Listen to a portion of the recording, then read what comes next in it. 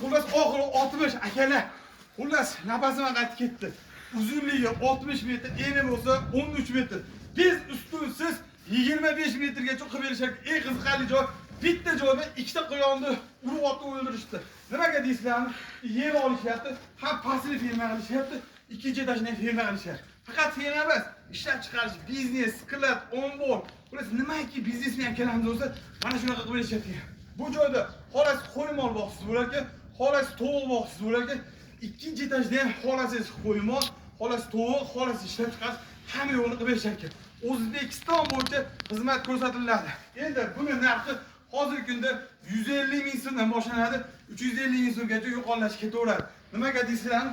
Ustunlari qalinligi, yuqaligi qarab, tepalari hattoki lislargacha qilingan. Onlarni yopib berish xizmatlari bo'ladi, ichida bo'ladi. Uyda egalarda nima kerak bo'ladi? Siz faqat ovqatni pulini bersa bo'ldi. Hamma instrument akalarning o'zidan bo'ladi. O'zbekiston bo'yicha xizmat ko'rsatiladi. Kimgadir zarur bo'lsa, asl telefonga aloqa chiqarsa, bizda yangi bo'lsangiz, faksdan zamoz qo'ying. Mana shunaqa uzun ferma, ishlab chiqarish, biznes qurish hammaga nasib qilsin.